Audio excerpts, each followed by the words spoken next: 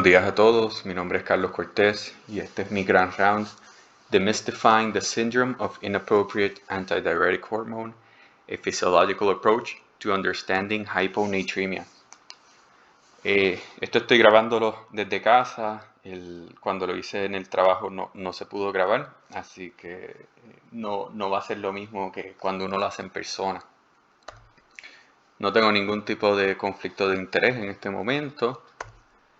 Y esto va a ser el contenido de la presentación. La razón que escogí este tema es porque pienso que es de los temas más difíciles que se le hace a los internistas para aprender, para entender. Pero pienso que es porque está sobrecomplicado. Creo que la manera que se enseña desde escuela de medicina no es la correcta. Creo que hay otro ángulo que uno debería estar tomando. Y creo que de esta manera se entiende mejor y eso es lo que les quiero enseñar.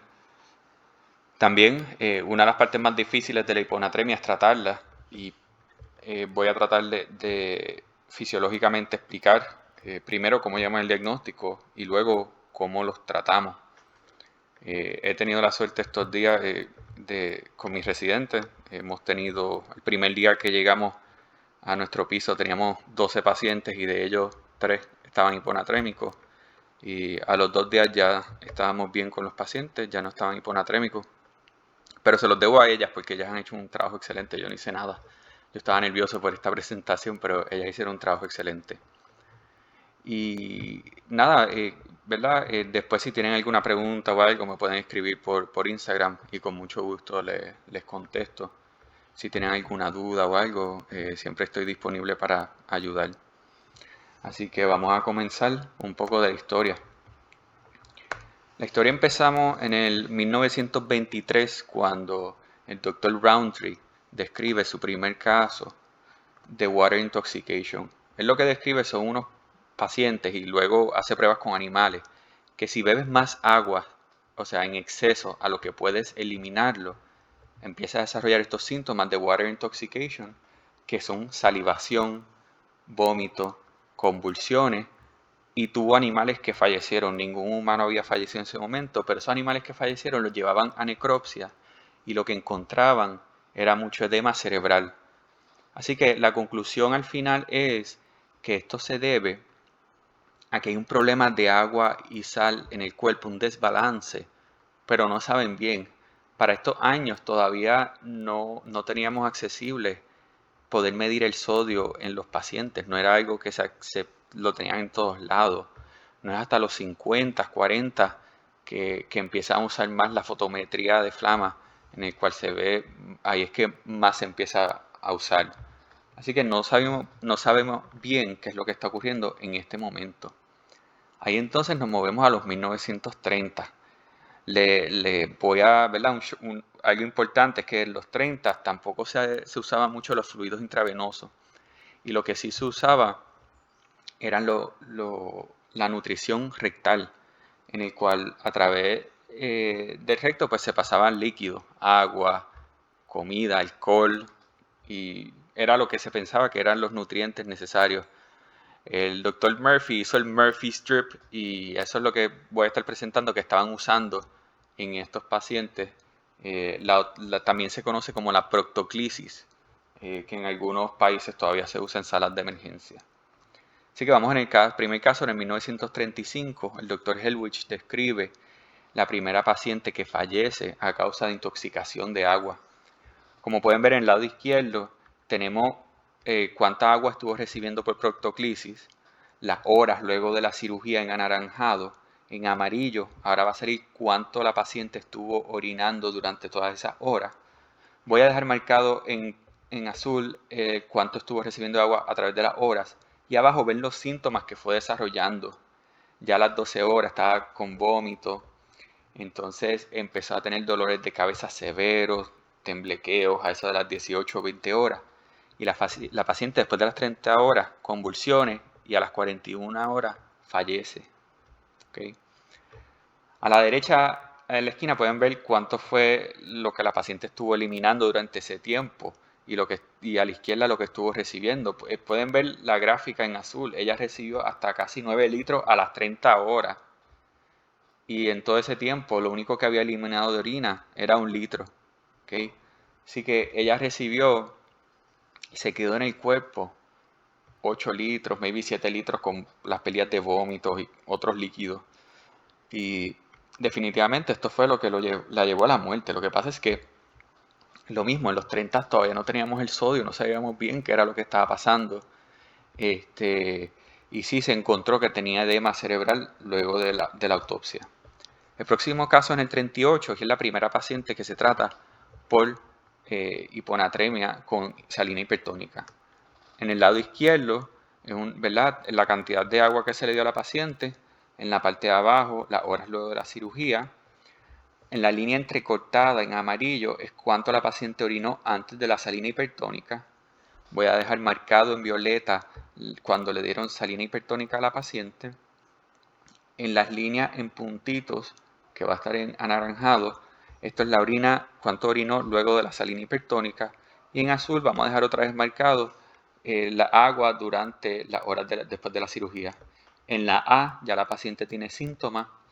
La B siguen progresando. A la C tiene cianosis y convulsiones. Ahí rápido le dan hipertónica del 5%. Y en la D la cianosis se resolvió y empiezan a mejorar las convulsiones. Para la E ya no tenía ningún tipo de convulsión y la paciente recuperó completamente.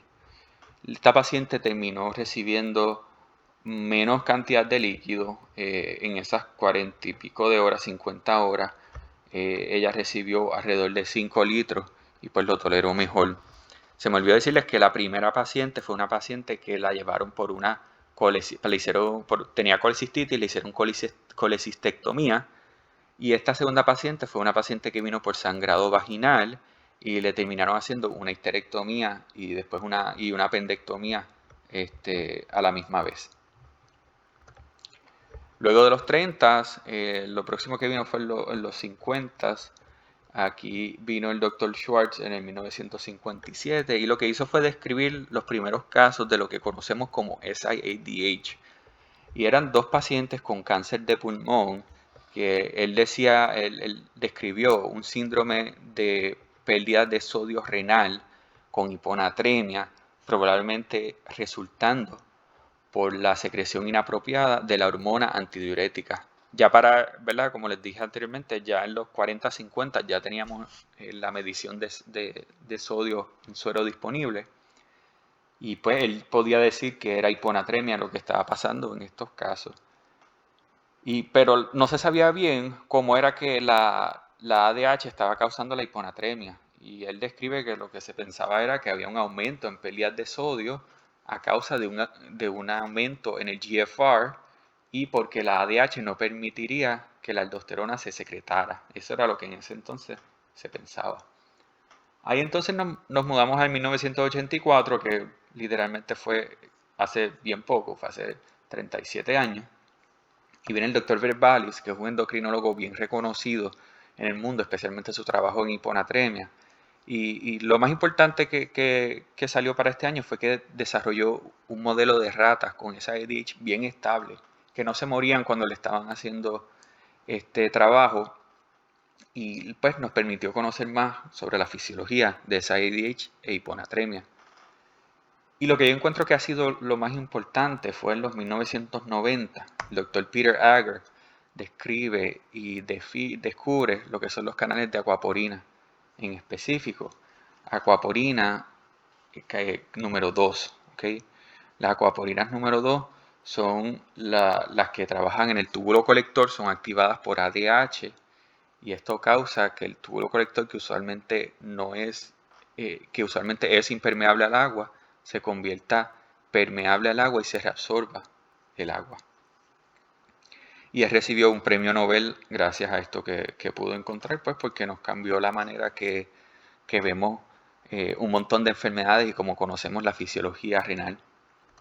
Y fue a causa de todos estos descubrimientos, estos estudios, que nuestro conocimiento de la hiponatremia fue brincando, ¿verdad? Y específicamente en las últimas 3 décadas que descubrieron, ¿verdad?, un modelo más estable, que vimos que Peter Ager descubre los canales de aquaporina. que más conocimiento y más publicaciones hemos podido ver de hiponatremia disponibles para nosotros aprender más. De aquí entonces nos mudamos a la fisiología. Y la razón que yo quiero hablar de la fisiología es porque siempre una pregunta bien común que me hacen es, doctor, el déficit de sodio de este paciente, y entonces me hablan mucho de sodio en los pacientes con hiponatremia, pero en realidad el problema de hiponatremia, más que un problema de sodio, es un problema de agua, un desbalance de agua. Sí tiene el sodio que ver, pero el agua es más importante. Así que para ustedes entender bien la hiponatremia, y yo también, pues necesitamos saber bien la fisiología, la osmorregulación entre agua y sodio en el cuerpo. Así que tienes que saber los compartimientos de agua. El total body water de una persona normal es alrededor de un hombre, es como 60% de su peso. O sea, si pesa 70 kilos, como 42 litros. Si es una mujer, 50%. Lo dividimos en dos compartimientos grandes. El fluido intracelular, que es 2/3 partes o 28 litros, y el extracelular, que es 1/3 parte o 14 litros. Estos se dividen por la membrana celular. El extracelular se divide más allá en el intersticial, que es 3/4 partes del extracelular, u 11 litros, y el intravascular, que es 1/4 parte del extracelular, o alrededor de 3 litros. Y estos dos se dividen por una membrana capilar. Importante que una membrana celular es mucho más difícil de pasar, y una membrana capilar es más fácil que solutos y moléculas se estén moviendo a través de ella. Y eso viene a la próxima parte. ¿Cómo es el movimiento de solutos a través de estos compartimientos? Comenzamos con el sodio. El sodio no puede pasar fácilmente la membrana celular, pero sí se mueve, pero para poder moverse tiene que usar canales como el Sodium Potassium ATPase. Pero bastante libremente se puede mover entre el intravascular y el intersticial por la membrana capilar.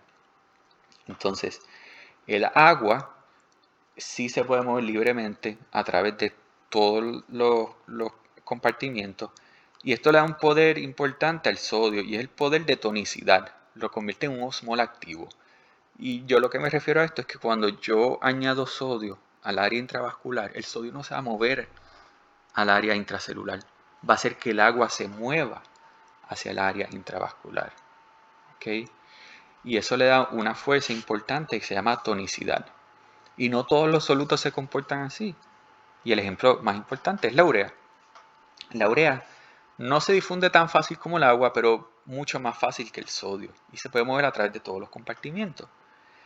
Así que interesantemente, cuando yo le añado urea a alguien intravascularmente, el agua no se va a mudar hacia el área intravascular. La urea se va a ir a donde está el agua. Y va a ser ese mismo balance que ocurrió anteriormente cuando yo añadí sodio. Yo añadí sodio y la osmolaridad extracelular aumentó un montón. Y el cuerpo no quiere eso, así que el agua se mueve al área esa extracelular. Y eso arregla la osmolaridad, hace un balance osmolar. Sin embargo, cuando yo añado esa urea al área intravascular, sí, la osmolaridad está aumentada, pero el agua no se tiene que salir porque la urea lo va a hacer. La urea se va a mover al área donde hay menos osmolaridad y va a crear el mismo balance que os ocurrió de la otra manera, pero no tiene la fuerza de atraer el agua. Así que no es un osmol activo. No tiene que ver con la tonicidad. No me va a cambiar la tonicidad porque no va a atraer el agua. Se va a mover por su cuenta. Entonces nos movemos a qué es lo que decide cuánto voy a tener de sodio en el cuerpo. Y el doctor Edelman hizo unos estudios con radioisótopos para medir la cantidad de sodio y potasio total intercambiable en el cuerpo y también la cantidad de agua en el cuerpo. Lo comparó con el sodio e hizo esta fórmula. Y lo que nos dice es que todo el sodio más todo el potasio del cuerpo dividido entre el agua nos dice cuánto sodio va a tener en sangre, en plasma. Y básicamente lo que nos dice es que si yo a este paciente le añado sodio al cuerpo, va a aumentar su sodio en plasma. Si yo le doy potasio para comer, le subo el potasio, va a aumentar su sodio en plasma. Si yo le doy agua, su sodio va a disminuir. Si yo le quito sodio y o potasio, el sodio en sangre va a disminuir. Si yo le quito agua del cuerpo, el sodio va a aumentar. Y de esta fórmula han salido un montón de otras fórmulas y sigue siendo una fórmula que yo la uso siempre que tengo pacientes hiponatrémicos para ver cómo van a responder a ciertos tratamientos. Pero sabemos que no todo es tan fácil, ¿verdad? Las fórmulas que usamos son una guía de lo que está pasando, nunca son perfectas. Y esto es perfecto solamente en un sistema cerrado. O sea, si yo tomo ahora mismo 1 litro de agua, pues mi cuerpo va a hacer todo lo posible para no ponerme hiponatrémico, ¿ok? Así que no es perfecto porque el cuerpo va a hacer sus cambios para que esa disminución en sodio no ocurra. Y eso es la osmorregulación. Eso es lo que nos previene a que desarrollemos hiponatremia o hipernatremia, ¿verdad? En el otro caso. Y los sistemas que nos previenen esto, primero el sistema renina-angiotensina, en el cual cuando hay una disminución en el volumen efectivo arterial, se activa el sistema RAS. Tenemos una arteria normal, si ese volumen que está ahí disminuye, por ejemplo, alguien que esté con náuseas, vómitos, diarrea y no pueda consumir fluidos, ¿ven cómo bajó? Eso los vasoreceptores lo van a sentir y se va a activar entonces el sistema RAS. Un corazón que no está latiendo normal, que empieza a disminuir, un decreased cardiac output, tiene decreased arterial filling. Eso se va a detectar por los vasoreceptores y se va a activar el sistema RAS. Y por último, los pacientes cirróticos. Estos pacientes tienen hipertensión portal, la cual lleva a una vasodilatación esplácnica. Eso se van a agrandar las arterias y se va a sentir un fluido disminuir, se va a activar el sistema RAS. Y al fin, aldosterona va a ir a los túbulos colectores, donde va a crear los canales de INAC. Y esto va a hacer un aumento en la reabsorción de sodio hacia el cuerpo. Entonces, si estoy reabsorbiendo el sodio, no lo voy a eliminar en la orina. Así que el sodio en la orina va a estar disminuido cuando el sistema RAS está activo. Y esto lo voy a usar como un marcador de que el sistema RAS está activo. ¿Okay? Quiero que se acuerden de eso, sistema RAS activo, sodio disminuido en la orina, porque lo vamos a estar usando más adelante. Además del sistema RAS, para ayudarnos con la osmorregulación, tenemos el sistema ADH. La hormona ADH se crea en el hipotálamo y se secreta por la pituitaria. Lo va a activar por un aumento en osmolaridad o por una disminución en el volumen efectivo arterial. ¿Cuánto tiene que disminuir el volumen efectivo arterial? Pues se ha encontrado, ¿verdad?, en estos estudios que el volumen efectivo tiene que disminuir por un 10 a 15% de lo normal. Sin embargo, el RAS se activa solamente con una disminución pequeña. De cualquier manera, cualquiera de estas dos cosas que ocurran se va a sentir por el hipotálamo. El hipotálamo va entonces a secretar esa ADH, la va a enviar hacia la pituitaria, la va a secretar, y la ADH va a ir al túbulo colector, donde se va a hacer binding V2R, va a crear la aquaporina, y la aquaporina va a convertir al túbulo colector permeable al agua y se va a reabsorber el agua al cuerpo. Al yo reabsorber el agua al cuerpo y no eliminarlo, yo voy a concentrar la orina. Así que una orina concentrada o una orina con la osmolaridad en la orina aumentada va a ser un placeholder, me va a decir que el sistema ADH está activo. Y eso es otra cosa que quiero que se acuerden para más adelante. Y estos dos son los sistemas más importantes que necesitamos para entender lo que ocurre en SADH y en hiponatremia. ¿Okay? Y lo otro es, ¿qué es lo que me determina el volumen de la orina? Y se ha encontrado que además del GFR, es cuánto yo consumo de soluto y cuán concentrada está mi orina. Cuán concentrada está la orina va a ser dependiente de ADH y el soluto es pues lo que yo consuma. Usualmente consumimos como 10 miliosmoles por kilo, o sea, un paciente de 70 kilos, como 700 miliosmoles. Y podemos poner eso en la fórmula para ver cuánto alguien va a estar orinando dependiendo de cuán concentrada está la orina. Si yo tengo a alguien con la ADH mínimamente presente, o sea, alguien con diabetes insípido central, por ejemplo, puede estar concentrando a 50 miliosmoles. Y si yo divido 700 entre 50, va a ser una persona que va a estar orinando 14 litros. Y esto es un paciente de diabetes insípidos que tienen poliuria. Por el otro lado, tengo un paciente que está concentrando a ADH máximo a 1200. Yo divido 700 entre 1200 y es un paciente que va a estar orinando 0.583 litros. No está orinando casi nada. Y por eso es que le decimos la hormona antidiurética, porque vas a estar orinando menos. Yo voy a orinar dependiendo de cuánto yo voy a estar consumiendo de soluto. Y por soluto me refiero sodio, potasio y proteína. Proteína se convierte en urea y eso es lo que estás eliminando. Y cuán concentrada está la orina. Y en un paciente con esa ADH o con diabetes insípidos, pues hay algo que está controlando cuánto se va a concentrar esa orina. Así que pues yo no puedo bregar tanto con eso cuando estoy tratando a alguien con esa ADH, pero sí puedo bregar con cuánto soluto le estoy dando a alguien. Y eso lo vamos a ver más adelante. Así que la ADH también controla no solamente las molares en orina, pero el volumen en la orina. ¿Cuánto vamos a orinar? Ahora nos movemos al cómo llegar al diagnóstico final de hiponatremia. Y la razón que quiero hablar de esto es porque tradicionalmente la manera que nos enseñan el llegar al diagnóstico es que los clasificamos por estado de volumen a los pacientes. Un paciente que está hiponatrémico porque perdió mucha agua y sal es una hiponatremia hipovolémica. Y están pacientes hipotensos, taquicárdicos y con la mucosa seca. Nos vamos al otro extremo, que tenemos un paciente que está hiponatrémico porque consumió mucha agua, más agua que sodio y mucho sodio. Y este es un paciente hipervolémico que tiene edema, CITES, JVD y congestión pulmonar. Y entonces, entre medio, un paciente que aumentó en cantidad de agua y se quedó igual o disminuyó un poco en sodio. Es un paciente euvolémico, ¿verdad? Hiponatrémica euvolémica. Y estos no tienen ningún signo ni de overload ni de depresión de volumen. Pero, ¿alguna vez se han preguntado si esto de verdad clínicamente funciona, esta examinación física? Pues en los hipervolémicos es bien fácil. Tú ves un paciente que tiene ascites, que tiene JVD, que tiene congestión pulmonar, tú sabes que está hipervolémico y las causas de esas son bien pocas. Pero muchas veces de saber si entre alguien está hipovolémico o euvolémico es bien difícil.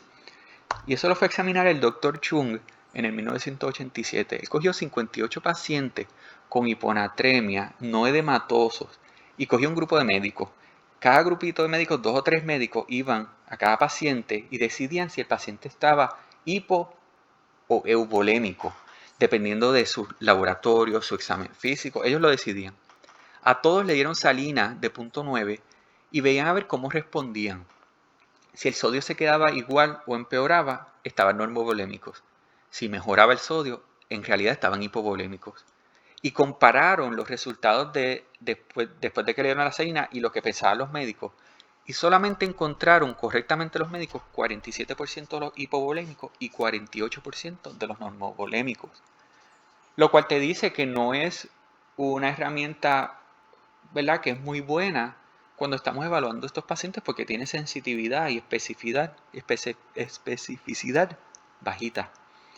Así que tenemos que buscar otra manera de hacerlo y la manera que yo uso y que a mí me gusta enseñar es un approach fisiológico. Y el approach fisiológico se basa en saber la molaridad del paciente, cómo está el sistema ADH, cómo está el sistema RAS y cómo está el ácido úrico del paciente.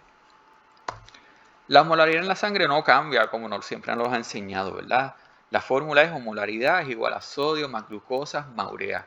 Pero el sodio es multiplicado por 2. Eso te dice que es bien importante el sodio. Que si el sodio está bajito, la osmolaridad se supone que esté bajita. Para que yo tenga una hiponatremia que sea real, yo tengo que tener la osmolaridad bajita. Porque el sodio de verdad está bajito. Si yo tengo una osmolaridad normal, 275, entre 275 y 295, tengo una pseudohiponatremia. Y esto es un error de laboratorio causado por hiperproteinemia o hiperlipidemia o alguien que está recibiendo inmunoglobulinas intravenosas. Si está elevada esta osmolaridad, es a causa de que hay demasiada de azúcar con poca insulina. o manitol o alguna otra sustancia que lo que hace es que atrae el agua al área extracelular y esta agua va a diluir el sodio. ¿Okay? Así que a causa de una dilución por una sustancia que lo está ocasionando y no es una hiponatremia real. El paso número 2 es ver cómo está el sistema ADH. Ahorita hablamos un poco de ADH y uno dice, ¿y no puedo medir los niveles de ADH? Pues no son reliable y tampoco uno los puede pedir en cualquier, ¿verdad? Cualquier laboratorio porque no están disponibles. Lo que sí podemos usar es la molaridad en orina. Lo que pasa es que en Puerto Rico no tenemos osmómetros y no lo podemos medir, tenemos que enviarlo a Estados Unidos, pues no nos ayuda mucho. Así que medimos, podemos usar la gravedad específica.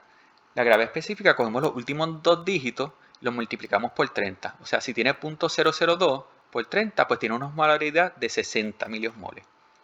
También sabemos que controla el volumen de la orina y esto nos dice que si está orinando poco, hay mucha ADH.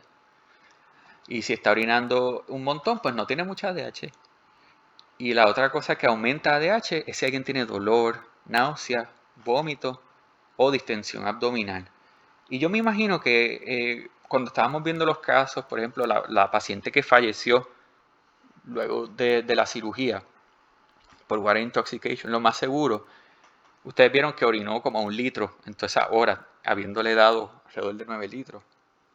Esa paciente tuvo que haber tenido el ADH elevado. No tiene que ser porque la paciente tenía ese ADH. Lo más seguro estaba en dolor, tenía náuseas después de esa cirugía. Pueden ser, y distensión abdominal. Y lo más seguro, eso tenía que ver con lo que la llevó a intoxicarse. Y no todos los pacientes se intoxicaban igual. Así que resumiendo ADH, cuando yo tengo niveles de ADH aumentados, yo voy a estar reteniendo agua en el cuerpo. Y esta retención de agua va a hacer que la osmolaridad en la orina esté elevada. ¿Cuán elevada para decir que el sistema de ADH esté activo? Más de 200 miliosmoles en la orina o una gravedad específica de más de .007. También voy a tener un volumen de orina disminuido. ¿Cuánto? Pues de verdad no hay un número. Cada persona es bien distinta, pero te vas a dar cuenta como en aquella paciente que era bien obvio que le estaba dando mucho líquido y no orinaba casi nada. Y es importante que sepan que esto es algo, estas cosas fisiológicas que estoy hablando, es fácil en pacientes con buena función renal, más difícil en los pacientes CKD porque los pacientes chronic kidney disease tienen problemas de dilución y de concentración de la orina. Y pues no todo es tan válido. Para un paciente con chronic kidney disease, para medir la concentración de la orina, decir que el ADH está activo, yo usaría una osmolaridad como de más de 400 para decir que está activo el sistema ADH. ¿Okay? Así que en resumen, si tengo un paciente con hiponatremia, no CKD con la orina concentrada, es un paciente que tiene hiponatremia relacionada a ADH. Ok, ahora sé que tiene el ADH activo. ¿Y esto en qué me ayuda? Pues me ayuda en que puedo dividir las causas en lo que es el ADH aumentado por razones fisiológicas o por razones no fisiológicas. Ok, ¿y qué es eso de fisiológico o no fisiológico? Pues si se acuerdan, cuando estábamos hablando de ADH, dijimos que las dos cosas que aumentan ADH es o porque hay un aumento en la osmolaridad o porque hay una disminución en el volumen efectivo arterial. Pero para que se active a causa del volumen efectivo arterial disminuido, pues tiene que haber una disminución de alrededor de 10 a 15%. Pero para llegar a un 10 a 15% ya se tuvo que haber activado antes de eso el sistema RAS. ¿Okay? Así que cuando yo estoy hablando de una ADH fisiológicamente activado, estoy hablando de alguien que tiene el volumen efectivo arterial disminuido. Y eso fue lo que hablamos anteriormente, las causas del sistema RAS activado, que tenemos los pacientes con cirrosis, los pacientes con depresión de volumen y los pacientes con fallo cardíaco congestivo. Y ahora les voy a explicar cómo vamos a saber la diferencia entre ellos. Pero las razones que no está fisiológicamente activado el ADH y tiene hiponatremia, pues es ADH y las endocrinopatías. Ahora, me preguntan, ok, ¿y cómo ya sé que es fisiológica? La razón de este paciente es fisiológicamente está activo. ¿Cómo yo voy a definir si es fisiológico o no fisiológico? Pues lo que dijimos, Si es fisiológico, además de el ADH estar activo, tiene que estar activo el sistema RAS, porque es a causa de un volumen efectivo arterial disminuido. Y el paso 3 de este approach fisiológico es ver cómo está el sistema RAS. Y resumiendo el sistema RAS, dijimos ahorita que cuando está activo va a haber aumento en la reabsorción de sodio hacia el cuerpo, o sea, va a estar disminuido en la orina. Menos de 20 es el número para decir que el sistema RAS está activo. Más de 30 para decir que está desactivado. Pero en pacientes, por ejemplo, que tengas la duda porque está en 23, 26 y siempre salen así, pues puedes usar el FENA. Los pacientes con buena función renal tienen FENA bien bajitos, que no podemos usar lo mismo de aquí, no podemos usar el 1%. Usamos menos de 0.5 o menos de 0.15%. Igual que en aquí hay pacientes que pueden tener diuréticos en sus casas y esto va a aumentar la cantidad de sodio que eliminas en la orina. Así que estos pacientes en diuréticos podemos usar la excreción fraccionada de urea en la orina y usamos el número menos de 55. Si fuera a ser posible que tenemos un FEUrea y un FENA, ¿verdad? El FEUrea menos de 55 y el FEUrea y el FENA menos de 0.15, es mucho más sensitivo y específico para decir que el sistema RAS está activo y esto se ha visto en varios estudios. Y en resumen, si yo tengo un paciente que está hiponatrémico, no CKD, con la orina concentrada y el sodio en la orina disminuido, es un paciente que tiene el ADH aumentado por razones fisiológicas. O sea, orina concentrada, sodio en la orina disminuido, es un paciente que tiene o fallo cardíaco, o cirrosis, o depresión de volumen. Y un paciente que tenga la orina concentrada, hiponatrémico, no CKD, con un aumento en el sodio en la orina, es por razones no fisiológicas, esa ADH o las endocrinopatías. Y el paso 4 que nos ayuda es el ácido úrico. ¿Y por qué el ácido úrico? Pues se sabe que los pacientes que están depletados de volumen tienden a reabsorber más ácido úrico en el túbulo proximal. Se piensa que es por angiotensina 2, aunque todavía se está evaluando eso bien. Y estos pacientes pues reabsorben más sodio y más ácido úrico. Y estos pacientes depletados de volumen, o sea, con un efectivo arterial disminuido, terminan con ácidos úricos bajitos en la orina. Sin embargo, los pacientes con SIADH que están expandidos de volumen no reabsorben ese ácido úrico y ese sodio y lo eliminan. Así que estos pacientes tienen un ácido úrico aumentado en la orina y en suero, en la sangre, está disminuido el ácido úrico. Y los números mágicos son un ácido úrico menos de 4 y un Fe-Uric Acid menos de 12%. Esto nos va a ayudar a hacer el diagnóstico de SIADH. Y ese es el próximo paso. El síndrome inapropiado de ADH, también conocido como el síndrome inapropiado de antidiurético, es que hay mucha ADH en el sistema o hay mucha actividad de ADH, no tiene que ser la hormona como tal. Y esto va a causar reabsorción de agua y una orina concentrada. Y para hacer el diagnóstico, pues tenemos que seguir este checklist. Y es que tengas una osmolaridad en suero menos de 275, una osmolaridad en orina más de 100 miliosmoles, que el paciente tiene que estar euvolémico, ¿verdad? Ya hablamos de esto, que a veces es difícil saber si está euvolémico o hipovolémico, pero uno tiene una idea. Que haya un sodio en orina más de 30, que también lo dijimos, y que tenga una función renal, tiroidea y adrenal normal. Si cumple con estos 5 criterios, pues decimos que tiene SIADH. Y esto no ha cambiado desde que se empezó a definir por primera vez. Así que como pueden ver es un diagnóstico de rule out. ¿Alguna vez se han preguntado por qué es que una salina de 0.9% empeora SIADH? Pues ustedes saben que a los nefrólogos nos encantan las ecuaciones, así que aquí vamos a usar unas cuantas. Tenemos un paciente con SIADH, 60 kilos, sodio en 120. Le mido la osmolaridad en orina, está en 1200. Pues ahí nos vamos a la fórmula de volumen de orina, que es igual al cuánto soluto consume y cuánto está concentrando. Un 0.9 tiene 308 miliosmoles y el paciente está concentrando a 1200. Así que yo divido 308 que le di entre los 1200 que concentra. Él va a eliminar ese litro en 0.257 litros. Pero yo le di 1 litro. Así que 0.743 se va a quedar en el cuerpo. Se va a añadir al total body water. ¿Y cómo yo sé cuánto va a cambiar su sodio?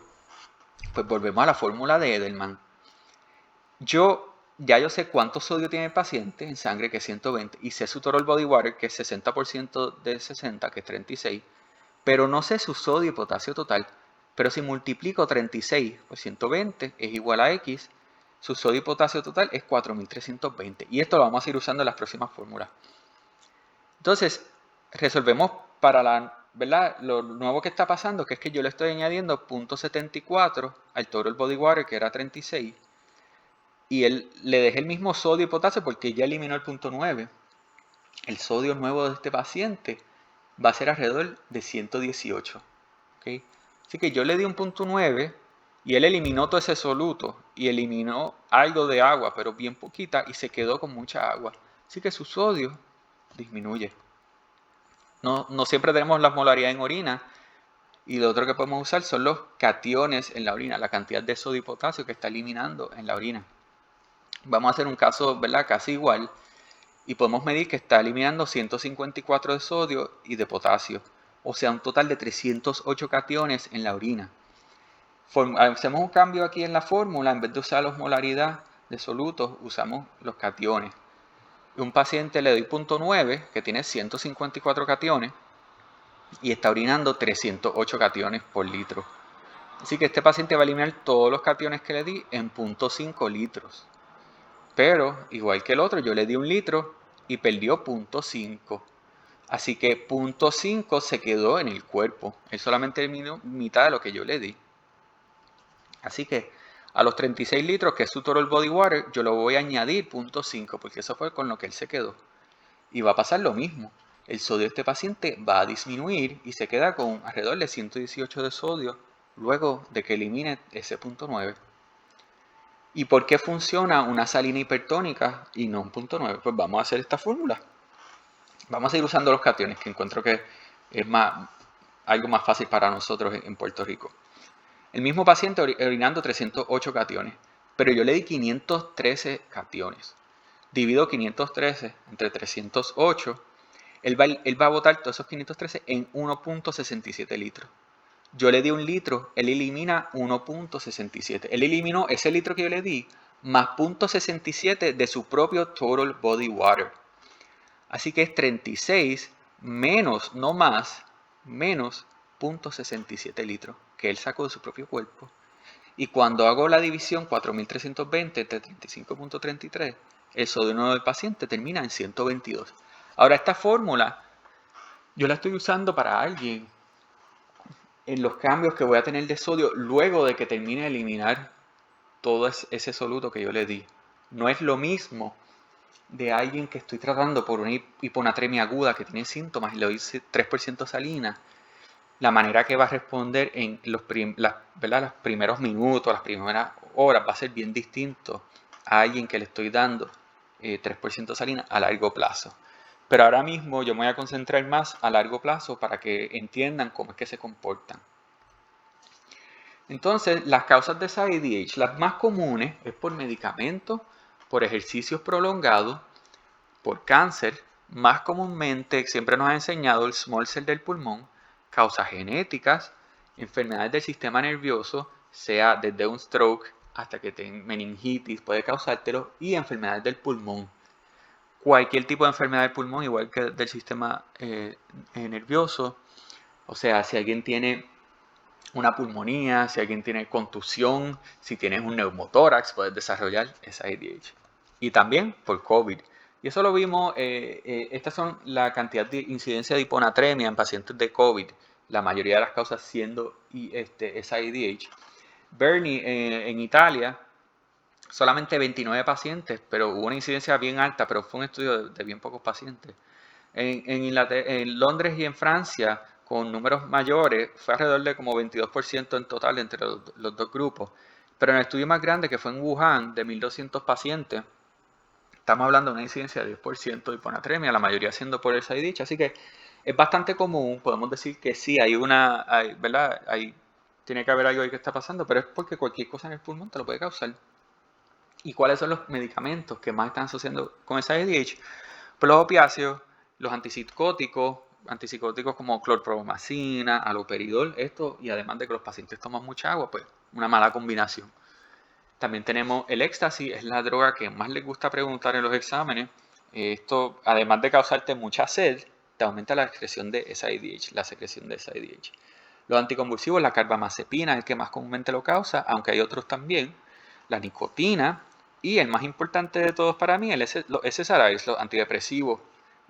Todos te lo pueden causar y es de los medicamentos que más se recetan y pues es de la causa más común de medicamentos porque estos son los medicamentos que más se recetan que lo causan. Y cuando estamos tratando a alguien con SIDH, si podemos tratar la causa, mejor. Si yo le puedo quitar ese SSRI, se lo quito, se lo puedo cambiar. A ver si de otra familia de SSRI no se lo causa. Si le puedo cambiar la carbamazepina a otro también, pero no siempre se puede. Y eso es entonces lo próximo que voy a estar hablando, tratamiento. Yo me voy a basar en tratamientos crónicos, no en tratamientos de hiponatremia aguda sintomática. ¿Ok? Porque eso es una charla completamente aparte. Si tú puedes tratar la causa, tratar el cáncer, quitar el medicamento, la pulmonía, nítido, mejor. Pero si no puedes, pues tenemos que buscar otras opciones. Y son estas tres opciones las que vamos a estar usando. El primer paso, y es el que más comúnmente siempre se ha hecho, es restringir la cantidad de fluido que le doy. No solamente agua, fluido.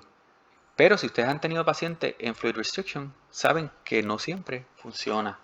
¿Y cómo vamos a saber si funciona? Pues esto se ha estudiado, hay varias maneras de revisarlo, si chequeando las modalidades en orina, si está muy alto no va a funcionar. Y otra manera, usando esta ecuación, como les dije, nos encantan las ecuaciones, pues el doctor Furst hizo, básicamente, cambió otra ecuación que existe, que es la de Electrolyte Free Water Clearance, y lo que hizo fue que esta fórmula lo que nos dice es cuánta agua libre el paciente está orinando en el próximo litro. Y tú vas a dividir el sodio más el plasma, el sodio más el potasio en la orina, dividido entre el sodio en plasma. Y lo que nos dice es que números mayores significa que estás botando mucho electrolito en la orina y poca agua, o sea que tu sistema ADH está bien activo, estás reteniendo mucha agua, más de lo que debería estar haciendo, y entonces pues él formuló estos ratios que son los que usamos.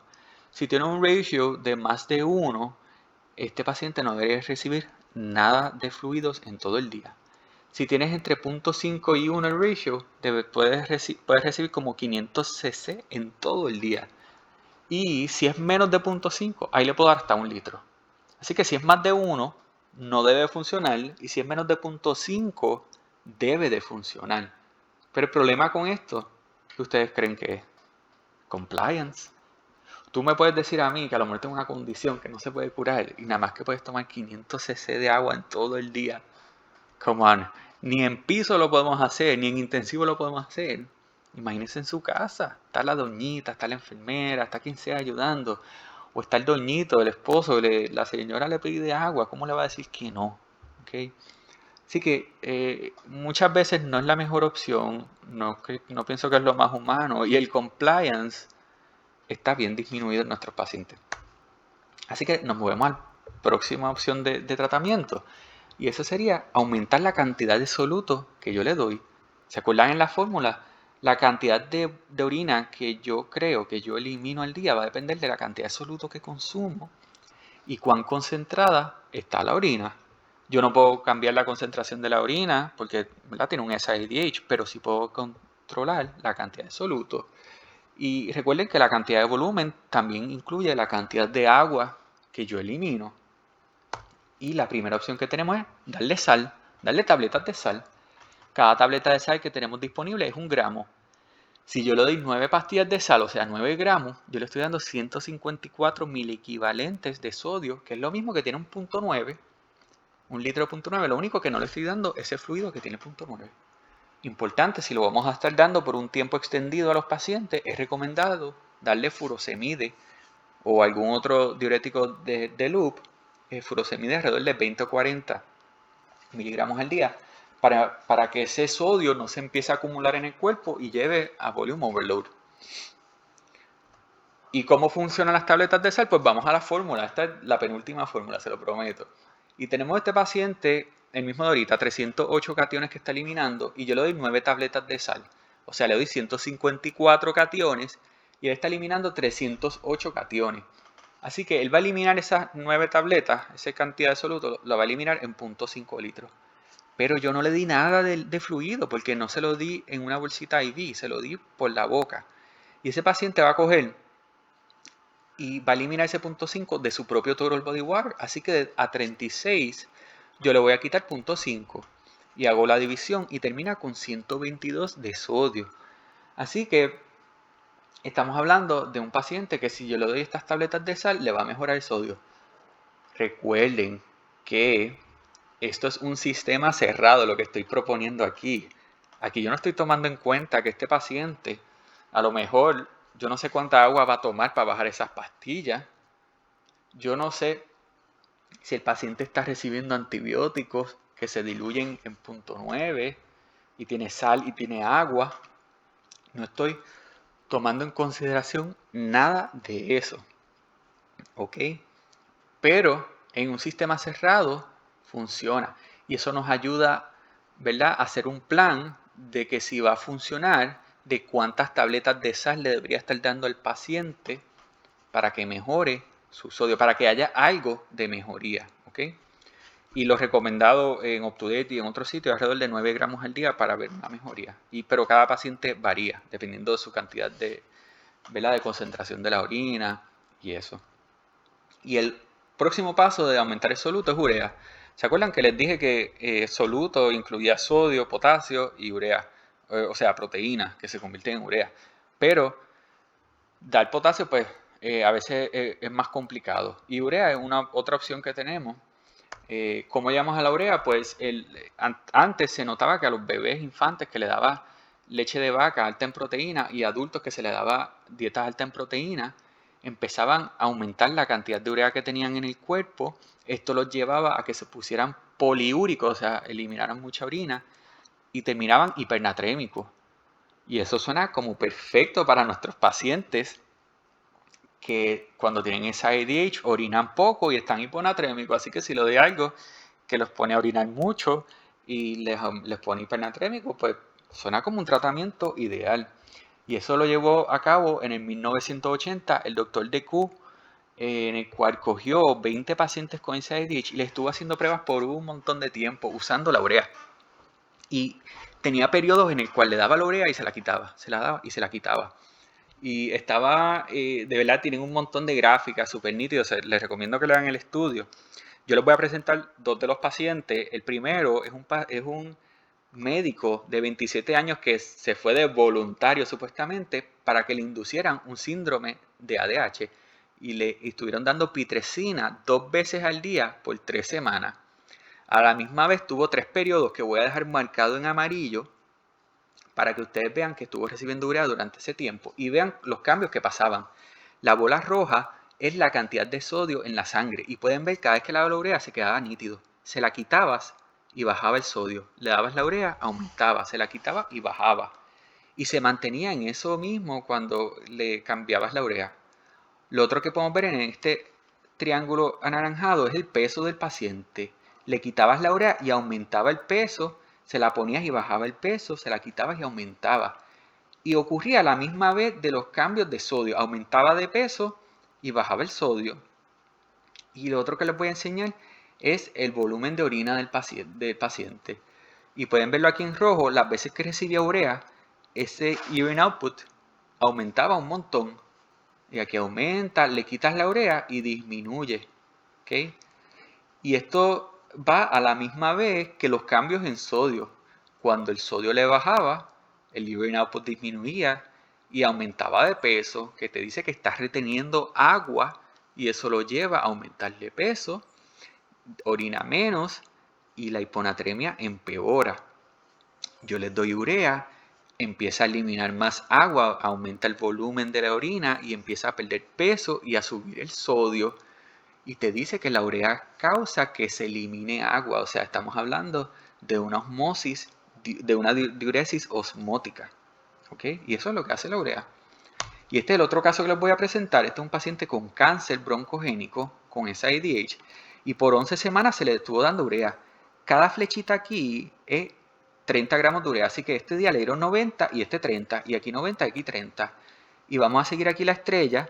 Cuando le dieron 90 gramos de urea, ese sodio que estaba alrededor de 110, al día después ya está en 132. Y pueden ver que cada vez que le bajaba el sodio, porque le habían quitado la urea, le dan 90 gramos de urea y aumenta bien rápido ese sodio de un día para otro. Y cuando está en urea mucho tiempo, se mantiene a niveles normales. Entonces, lo próximo es el peso. Volvemos otra vez al triángulo aquí anaranjado, en el cual pueden ver que empezó un peso en kilos más alto, y el paciente entonces cuando le dan los 90 gramos de urea, baja de peso, se mantiene unos días en urea nítido, le quitas la urea, sube de peso, le das un cantazo de urea y baja de peso, and so on, and so on. La urea está demostrando su efecto de que baja el peso y a la misma vez aumenta el sodio. Y por último, vamos a ver cuánto estuvo orinando el paciente. Voy a dejar marcado en amarillo oscuro los días que le dieron 90 gramos de urea. Y cuando recibía urea, orinaba más. Cuando recibía 90 gramos de urea, se ponía poliúrico. Miren aquí en el día 1, orinó 3 litros. Esto fue como el día 8, orinó casi 3 litros. Y el día 15 orinó más de 3 litros. O sea, el paciente se ponía poliúrico cuando le daban la urea. Y bien interesante, lo otro que nos dice esto es que, en conclusión, los pacientes cuando recibían urea llegaban a sodios normales más rápido que los otros pacientes con otros tratamientos y permitía que los pacientes tuvieran una ingesta de fluido normal aún estando con SIADH. Que esto nos dice que no tenemos que rely tanto en fluid restriction si le estamos dando urea a los pacientes. Y queremos, ¿verdad?, que pacientes que a lo mejor tengan esta condición por mucho tiempo o para siempre puedan tener calidad de vida. Y la urea estaba permitiendo eso en estos pacientes.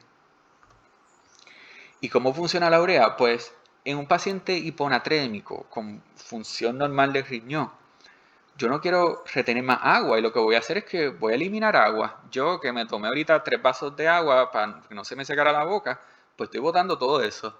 Pero un paciente con SIADH tiene acuaporinas presentes y no se va a comportar igual. Esa acuaporina va a ser como una atracción incurable para el agua y el agua se va a reabsorber hacia el cuerpo y el sodio se va perdido, se va por su cuenta y se pierde. Ahora, cuando yo doy urea, la urea va a trabajar como un osmol activo, ¿verdad? En los túbulos y va a llevarse el agua obligatoriamente y se va a eliminar. Y eso fue lo que se vio en los estudios. La urea, el renal handling de la urea no es tan fácil como lo puse aquí, ¿verdad? Como 50% se reabsorbe en el túbulo proximal, se secreta más adelante en el asa de Henle. Y cuando hay ADH presente, se reabsorbe más urea en el túbulo colector. Usualmente no se reabsorbe y cuando hay ADH presente se empieza a reabsorber algo. Pero al fin y al cabo el cuerpo va a eliminar la urea, no quiere más urea que no es necesaria y esto entonces lleva a eliminación de agua y que mejore el sodio en la sangre, en el suero. Y podemos calcular, esta es la última fórmula, se los prometo, que si podemos calcular los cambios de sodio cuando yo le doy urea a un paciente, pues sí. Y es porque vamos a usar un paciente que está orinando 300 miliosmoles. 30 gramos de urea es lo mismo que 500 miliosmoles de soluto que le estoy dando. Así que si yo le doy 30 gramos o 500 miliosmoles y está orinando 300 miliosmoles por litro, él va a orinar esos 30 gramos en 1.67 litros. Pero yo no le di nada de fluido. Él está perdiendo 1.67 completamente todo de su cuerpo total, de su total body water. Y 36 menos 1.67 termina con un total body water de 34.3. Y el sodio aumentaría hasta 126, más aún que el de 3% salina. Pero estamos hablando de un sistema cerrado. ¿Cuánta agua tomó para tomarse esos 30 gramos de urea? ¿Cuánto antibiótico estuvo recibiendo? No sé, todo va a ser distinto, pero definitivamente estos 30 gramos lo hacen orinar un montón y el sodio aumentar un montón. que va a permitir que tenga más fluido, que pueda consumir más fluido durante el día y tener una mejor calidad de vida. Y la última opción de tratamiento entonces son medicamentos. No voy a hablar de litio y no voy a hablar de demeclociclina porque de verdad no se usan. Sabemos que en esa ADH el problema es que la ADH va a los receptores V2R, esto activa que las acuaporinas estén y se reabsorba el agua. Así que pues alguien bien inteligente dijo, pues vamos a bloquear los V2R y ya, problema resuelto. Y ahí vinieron los baptanes. El baptan va a bloquear V2R, el ADH no va a ejercer su función, así que las acuaporinas no van a estar presentes, aun cuando hay mucha ADH por el sistema. Y el agua no se va a reabsorber, vas a perder el agua en la orina. Ahora mismo el FDA en Estados Unidos tiene aprobado dos medicamentos, el Conivaptan y el Tolvaptan. El Conivaptan es intravenoso, está aprobado para fallo congestivo cardíaco. El Tolvaptan para hipervolémica y euvolémica hiponatremia.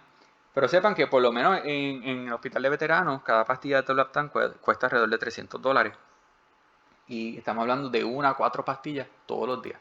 Así que es un montón de dinero que usamos cuando estamos dando esta pastilla. Los estudios que han demostrado que funciona, primero en el 2006 tenemos el SALT-1 y SALT-2 y después en el 2010 el Saltwater Trial, pero básicamente son casi lo mismo, es una extensión la segunda parte. En el SALT-1, SALT-2 se les dio tolvaptan por 30 días a los pacientes versus placebo. Como pueden ver, se mantuvo nítido el sodio mientras el paciente estuvo en tolvaptan.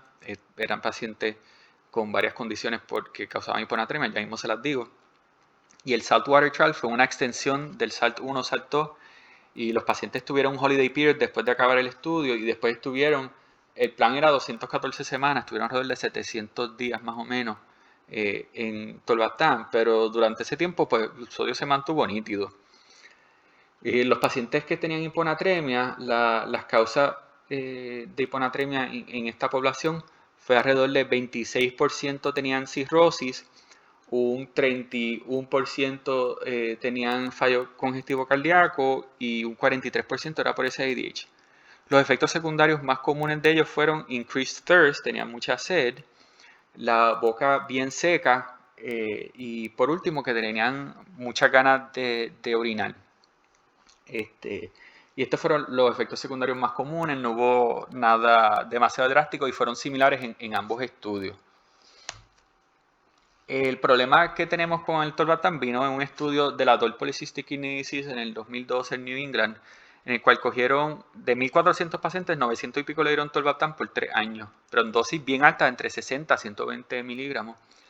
Y hubo un aumento en enzimas hepáticas de 4.9 versus 1.2 en placebo, que fueron significativas, y esto llevó a que el FDA en el 2013 pusieran un warning de que solamente se puede usar el tolvaptan por 30 días máximo, que se debe de evitar en pacientes con cirrosis o enfermedad del hígado y que si desarrollan algún tipo de daño al hígado se tienen que eliminar inmediatamente y no se le deberían dar más al paciente.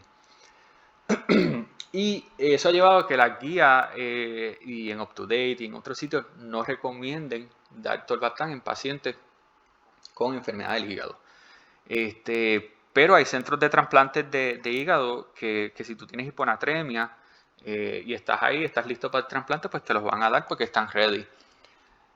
Yo pienso que para mí es un poquito exagerado esto que hicieron, este warning, y eso, ¿verdad? Lo vemos porque hay un montón de estudios en pacientes con cirrosis, dándoles tolvaptan, y no se ha visto que lleguen a fallo hepático fulminante cuando se le está dando el medicamento. Inclusive en este mismo estudio de pacientes con riñones poliquísticos, no hubo ningún paciente que no recuperara la función, ¿verdad? Las enzimas hepáticas volvieran a su normal. No hubo pacientes que desarrollaron fallo hepático fulminante. Pero aún así, no se recomienda en ningún lado y pues yo por lo menos no lo uso en mis pacientes con cirrosis, a menos que, ¿verdad?, sea última instancia y lo hable, ¿verdad?, lo discuta bien con el paciente y con el sistema, con el equipo de gastroenterología, porque yo pienso que esto es una decisión que hay que hacer en equipo. Lo más seguro hablar con un centro de trasplante antes para tener un plan B por si acaso fuera a ocurrir. Y es más por el aspecto médico-legal que otra cosa. Recuerdan que aquí estaban usando dosis de 60 a 120 miligramos. Para pacientes con tolvaptan usualmente usamos 15 a 30 miligramos. Y a veces en algunos pacientes hasta 60 miligramos. So, no les puedo decir exactamente si se debería o no se debería usar en pacientes con cirrosis. Lo único que ahora mismo no recomendaría que se utilice por esto del aspecto médico-legal. Entonces, pues el doctor Supart hizo un estudio para comparar la diferencia entre baptanes y urea en estos pacientes con SIADH. Empezaron 13 pacientes, uno se tuvo que salir, se les dio baptan por un año. Ese señor que se salió porque tenía demasiada sed todo el tiempo. Recibieron tolvaptan por un año, bueno, distintos baptanes por un año. Después de que acabaron ese periodo, fueron al periodo de holiday. Tuvieron 8 días en el cual no recibieron ningún tipo de medicamento, todos volvieron a hiponatremia y luego estuvieron un año entero en urea. Y voy a dejar aquí marcado para que vean cómo cambió el sodio durante estas 3 etapas. En azul baptan, verde holiday y amarillo urea. Y pueden seguir la estrella y pueden ver que los pacientes mientras estuvieron en los medicamentos baptan o urea, el sodio se mantuvo normal, que nos dice que la urea es igual de efectiva que los baptanes. Un paciente se salió de los baptanes por los síntomas, de la urea ninguno de los pacientes se salió. Pero nos dice que es algo efectivo y igual de efectivo que los baptanes, y es algo entonces una buena opción para nosotros. Esto aquí por lo menos en el hospital de veteranos pueden ver que las pastillas de sal, estamos hablando de alrededor de $8 por 100 pastillas. En urea, cada paquete de 8 paquetes de 15 gramos son alrededor de $30, casi $31. Y las pastillas de tolvaptan, 10 paquetes de 10 pastillas de 15 miligramos o de 30 miligramos son alrededor de $3,000.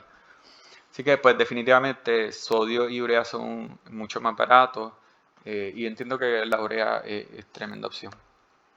Y para concluir entonces vamos a hacer los take home points. Los take home points, ¿verdad? Es que todavía es algo bien joven. Fue en los otros días que empezamos a conocer más y más de la hiponatremia, mucho más de ese ADH, y que tenemos que conocer la fisiología del agua para llegar a un diagnóstico correcto, más temprano, y saber cómo van a responder al tratamiento. El primer paso para tratar esa ADH siempre debe ser tratar la causa si es posible, y si no, pues nos movemos a medicamentos u otras cosas. Y yo pienso que urea y baptanes son los que más promising results tienen. Ya la urea la estamos usando por lo menos en centro médico y en el hospital de veteranos.